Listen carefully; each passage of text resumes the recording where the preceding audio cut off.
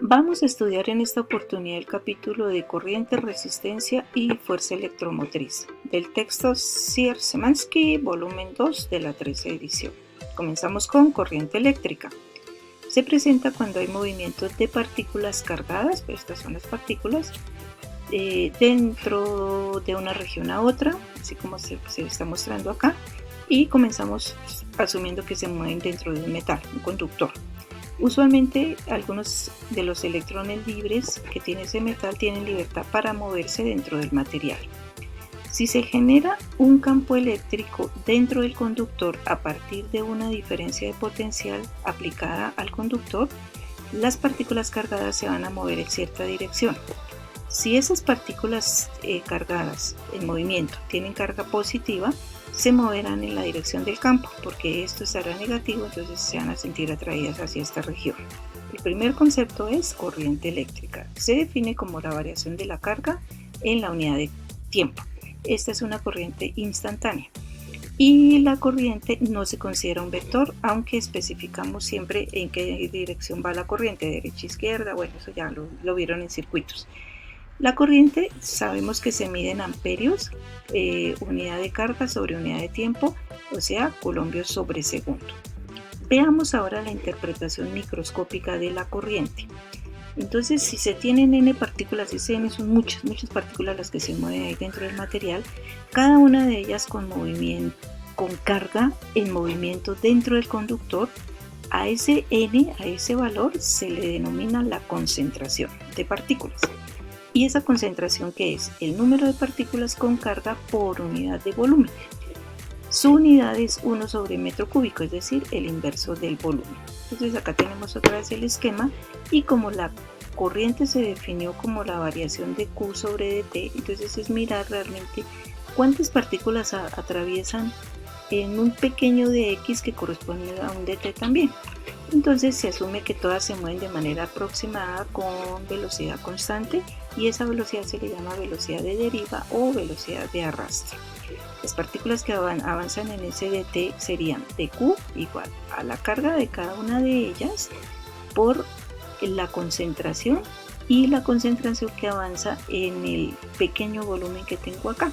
Y ese volumen, ¿a qué va a ser igual? Al área de la base por el pequeño desplazamiento. Y este dx, que es el desplazamiento, lo puedo reemplazar como la velocidad de deriva por dt. Desplazamiento igual a velocidad por tiempo. Bueno, esto es lo que acabo de comentarles, lo que aparece acá. La corriente, en consecuencia, ¿cómo será? Este dt lo puedo pasar a dividir y me va a quedar dq sobre dt. Pero por ese lado, ¿qué queda? La carga por la concentración por el área por la velocidad de deriva. Entonces la corriente va a tener como dos formas de definirse, una dq sobre dt y la otra la carga de cada una por la concentración por el área de la región transversal del conductor por la velocidad de deriva. Otro término importante es la densidad de corriente J. Simplemente es pasar esta área aquí a dividir, y ese J que va a ser igual a la corriente sobre el área, que a su vez va a ser igual a ¿qué? A Q por N por la velocidad de deriva. ¿En qué se va a medir? En amperios sobre metro cuadrado. La densidad de corriente J sí se considera como un vector, de tal forma que yo puedo decir que J como vector va a ser igual a ¿qué? A N por Q, estos términos por la velocidad de deriva, pero eso sí ya le coloco la notación vectorial. Como la corriente es un escalar, puedo pasar a multiplicar el área y puedo expresar esa corriente como un producto punto entre ¿quién? Entre el vector densidad de corriente y el vector de área. Y acabo con la definición del producto punto. Como nota, la densidad de corriente J sí es un vector, ya que indica cómo fluyen las cargas en cierto punto, y además se tiene en cuenta la dirección de la velocidad de arrastre o de deriva, que indica la dirección de ese flujo, mientras que la corriente, este término, solo describe la forma en que fluyen las cargas a través del alambre. Aparece un término interesante que se le llama la resistividad. Para un material se define como E campo eléctrico sobre J, donde E pues, es el campo que se aplicó de acuerdo a la diferencia de potencial.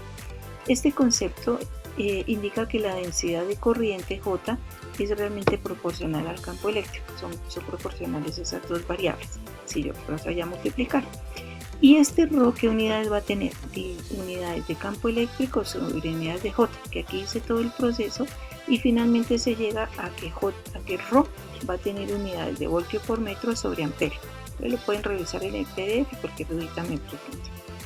Este Rho, o sea la densidad de corriente, la resistividad, se puede expresar como que en términos de la temperatura como Rho sub 0, que es la resistividad a una determinada temperatura de referencia T sub 0 esta, y alfa es el coeficiente de expansión lineal medido en unidades del inverso de la temperatura, porque todo este alfa por delta de T pues es adimensional realmente.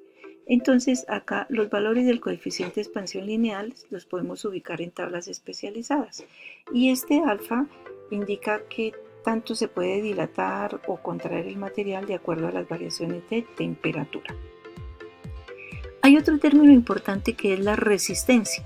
La resistencia R, ¿cómo se determina? Entonces se sabe que lo que acabamos de comentar acá, que E es igual a Rho por J. Y sabemos que el campo eléctrico lo podemos expresar como el potencial sobre la longitud y esto a su vez es igual a la resistividad por J, que es la corriente sobre el área. Simplemente paso a multiplicar esta longitud y voy a llegar a que la diferencia potencial es igual a Rho por L sobre A y multiplicado por I. En consecuencia, como esto es un valor constante, a eso es a lo que se identifica como la resistencia, o sea, la oposición al paso de la corriente. ¿La resistencia de qué depende? De la longitud del material por el cual circulan las cargas y del área. Entre más longitud, pues es mayor la resistencia y como es inversa con el área, si el área es muy pequeñita, la resistencia aumenta, si el área es grande, pues la resistencia disminuye. ¿En qué se mide esa resistencia? En ohmios. ¿De dónde salen esos ohmios? De voltaje sobre corriente, ohmio, o sea, sería voltios sobre amperios, es el valor de la unidad de la resistencia directamente. Y acá finalmente a este término voltaje igual a R por I es lo que se le denomina la ley de Ohm directamente. Ese es un valor pues importante que se ha trabajado en el laboratorio. La resistencia, pues mencionando, es voltios sobre amperio, es de uso práctico, se consigue de manera comercial. Mientras que para la resistividad, si de aquí la despejo, queda unidad de resistencia por unidad de área sobre unidad de longitud. Esta es una unidad un poco más cómoda, ¿no? Que sería de ohmio por metro, directamente para medir la resistividad del material. De otro lado tenemos la fuerza electromotriz, la FEM, en un circuito. Es la diferencia potencial aplicada a un circuito con una batería. Se expresa como E, que es la FEM, o diferencia de potencial. Es el símbolo para una batería ideal, usualmente es así. Pero estas baterías pues no son tan ideales, realmente hay resistencia interna. En términos reales, la carga en movimiento a través del material de cualquier fuente encuentra resistencia. Se habla de una resistencia interna de la fuente y se simboliza con una R chiquitina. En consecuencia, para una batería real es la FEM y su resistencia interna. O sea, el potencial que se lee es un poquito menor que el de la resistencia ideal. Entonces se le restaría el potencial de la resistencia interna. De otro lado, miremos que es un circuito, es un camino cerrado por el que circula una corriente. Entonces, este puede ser el circuito, la batería y la resistencia. Los circuitos, cuando circula la carga a través del circuito, pues se genera calor. Eso es como el efecto Joule y se habla de la potencia. La potencia, como sabemos, se mide en vatios. Si es en una batería, es el voltaje por la intensidad. Si es en una resistencia, en vez del voltaje escribo R por I, entonces me queda I cuadrado por R. Y esto también es equivalente a B cuadrado sobre R. ¿Por qué? Porque I es igual a B sobre R. Entonces ahí tenemos la forma de determinar la potencia, usualmente en baterías y acá en las resistencias. Esto también ya sabemos, cuando sumamos resistencias en serie, la resistencia equivalente es simplemente la suma de las resistencias. Cuando las sumamos en paralelo, 1 sobre R equivalente es la suma de los inversos de la resistencia. Pues todo esto ya realmente ya lo conocemos de circuitos. También sabemos que están las reglas de Kirchhoff. En un circuito la suma de caídas de potencial es igual a 0 en una malla, entonces acá. Y en un circuito también Si tengo un nodo, que es un punto en donde llegan varias ramitas del circuito, la suma de corrientes es igual a 0. La corriente que llega es igual a las corrientes que salen ahí en ese puntico. Acá pues esto ya simboliza un circuito, una resistencia que tengo acá. Acá hay dos resistencias en paralelo. Este paralelo resulta en serie con este. Después de eso vamos a hacer algunos ejercicios. Veamos los circuitos. El circuito RC, que ya corresponde a una resistencia y un capacitor. Entonces, ¿qué pasa acá? Usualmente se aplica una batería, pues para que realmente se pueda dar el proceso de carga. Se cierra acá y empieza a circular la carga. Entonces, al sumar, al aplicar la primera ley de Kirchhoff, el potencial de la batería menos lo que encuentro acá, más el potencial en la resistencia, más el potencial en el capacitor, eso me va a dar igual a 0. El de la resistencia, ¿cómo me queda? R por I, pero I es de Q sobre dt. Y el del capacitor, de la relación de voltaje de capacitancia igual a la definición de carga sobre diferencia de potencial, es lo que habíamos visto en el capítulo de capacitancia.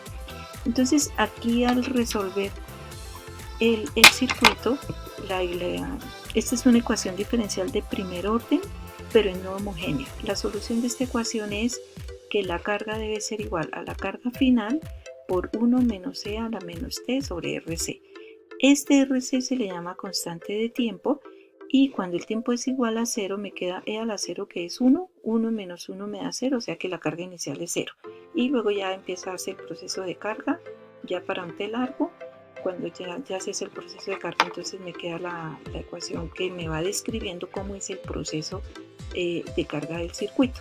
Esta sería la carga final, ya cuando se hizo, digamos, el proceso. La corriente instantánea en este circuito será igual a ¿qué? A la derivada de la carga, de Q sobre dt. Esto es en función del tiempo, ¿no? Acá también es en términos del tiempo. Y es igual a la derivada de todo este término, que en definitiva va a quedar B sobre R por E a la menos T sobre R por C. Y esto a su vez va a ser igual a ¿qué? B sobre R va a ser la corriente inicial, y por el valor de la derivada de este término, que vemos que la corriente también depende del tiempo. El término R por C, como ya les había mencionado, se llama constante de tiempo y tiene unidades de tiempo, o sea, ohmios por faradios, debe estar en tiempo. Y el condensador se ha cargado cuando tengo este tiempo, R por C. Entonces, en ese momento el condensador se ha cargado al 63% de su valor final. En cuanto a la descarga del capacitor, entonces, ¿qué? Simplemente quitar la batería, hacer un corto acá y cerrar otra vez el interruptor. Entonces, ¿qué pasa? El capacitor se descarga a través de la resistencia. Entonces aquí sumo las dos caídas de tensión, igual a 0, y la carga en función del tiempo, ¿cómo va a ser? Como la carga inicial por E a la menos T sobre RC. De nuevo notamos que cuando el tiempo es 0 acá en este proceso, me queda el E a la 0, que es 1, o sea que la carga inicial es la carga total que tenía el condensador justo cuando se comenzó ese proceso. Y sería interesante que miremos, cuando el tiempo es igual a R por C, cuánta carga ha perdido el capacitor en ese momento. Aquí se ilustran los gráficos para el proceso de carga y para el proceso de descarga. Entonces la carga inicial es 0, se va cargando hasta una carga total final y luego empieza a descargarse. Más o menos se demora lo mismo en el proceso de carga, es casi que el mismo tiempo que en el proceso de descarga. Muchas gracias.